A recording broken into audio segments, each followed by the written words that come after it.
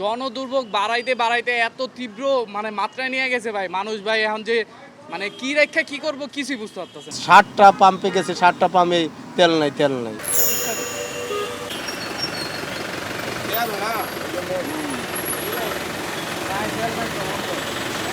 পূর্ব কোনো ঘোষণা নাই, এখানে আসার পর জানতে পারতাছি। এটা যদি আগে ওনারা ওনাদের দাবিগুলা সবার কাছে জানানোর একটা সুন্দর একটা ব্যবস্থা রাখতে পারতো, তাহলে এই ভোগান্তি হইতো না। আরো বৃদ্ধ কয়েকজনকে দেখলাম যে গাড়ি ঠেলা নিয়ে যেতেছে, কোনো জায়গায় তেল দিচ্ছে না। এইখানে আসার পর কেন জানবো আমরা? আমাদের জানানোর অনেক সুন্দর সুন্দর মাধ্যম আছে, অনেক ভালো মাধ্যম আছে, এইভাবে ওনারা জানাক ওনাদের দাবিগুলা। অল্টারনেটিভ একটা ওয়ে রাখুক ভাই, আমরা 5 দিন পরে একদম স্ট্রাইক করব।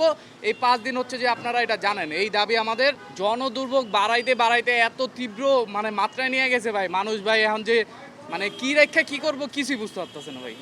এক একদিন এক একজনের ধর্মঘট, রাস্তা বন্ধ, এইগুলা বন্ধ হইলো, এখন আবার আরেকজনের আরেক ঝামেলা। ভাই ব্লাড দিতে যাবে, তো ওনাকে সহযোগিতা করার জন্য হসপিটাল নিয়ে যাবো, এই যে হৃদরোগ ইনস্টিটিউশনে।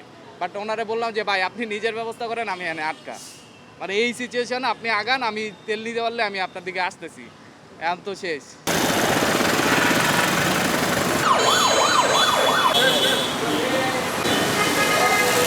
আমি 3 ঘন্টা ধরে বসে আছি তেলের লাইনে। তেল বন্ধর কারণে আমরা তেল লইতে পারিনি, এই জন্য আমরা গ্যাসের সিরিয়ালও তাও গ্যাসও লইতে পারি না, গ্যাসও অনেক লম্বা জাম।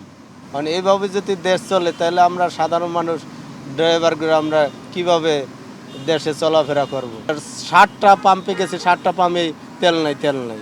জিনিসটা যদি আগে আমাকে মেসেজটা দিত তাহলে তো আমাকে এইভাবে তেল ভরে নিত। আমাদের অফিসে হচ্ছে সকাল থেকে আমাদের বিদ্যুতের পাশাপাশি জেনারেটর ব্যবস্থা আছে। সো আমাদের জেনারেটর তো ডিজেল চালিত। সো মানে তেলের সংকটের কারণে এখন তেল নিতে আসলাম। এসে তো দেখলাম যে এখন এখানে ধর্মঘট চলতেছে দুপুর 2টা পর্যন্ত নাকি।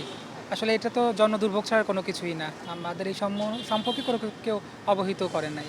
এটা আসলে ঠিক না, আসলে এটা তো মালিক এটা তো সরকার ভার্সেস জনগণের কোনো প্রবলেম, এটা তো একটা মালিক অ্যাসোসিয়েশনের ওদের একটা ইন্টারনাল প্রবলেম। সো এটার কারণে মানে যারা সাধারণ জনতা, আমজনতা, এরা ভোগান্তি শিকার হচ্ছে। মানে আসলে ব্যাপারটা নিয়ে আমি খুবই হতাশা আর কি।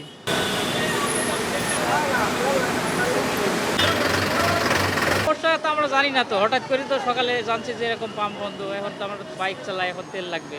এখানে এসেও দেখি একই অবস্থা, খুবই সমস্যা। মানুষ সবাই তো ঘুরে যাচ্ছে, যে অনেকে গাড়ি ঠেলে ঠেলে নিয়ে যাচ্ছে রাস্তা দিয়ে, খুবই সমস্যা হচ্ছে। তো আমরা তো রাইড শেয়ার করি, কারণ সবসময় তেল প্রয়োজন, ঠিক আছে। যাত্রীরা রাস্তার মাঝখানে দেখা যাচ্ছে তেল শেষ, পাম্পে গিয়ে তেল পাচ্ছি না, এখানে হেঁটে যাওয়া লাগছে যাত্রীদের, আমাদের বাইক ঠেলে নিয়ে যাচ্ছে, খুবই সমস্যা আছে আমরা।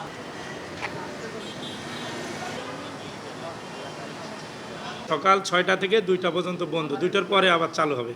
আমাদের তো আগেই জানানো আছে, 11 তারিখে একটা আমাদের মিটিং হয়েছে, তারপরে জানানো আছে যে 25 তারিখে সকাল 6টা থেকে 2টা পর্যন্ত বন্ধ থাকবে। এখন মনে করেন যে এটা আমাদের দাবি, এটা আমাদের জন্য তো এখন আমাদের তো ধর্মঘট করছে, এই জন্যই স্বাভাবিকভাবে একটু সমস্যা হয়েছে।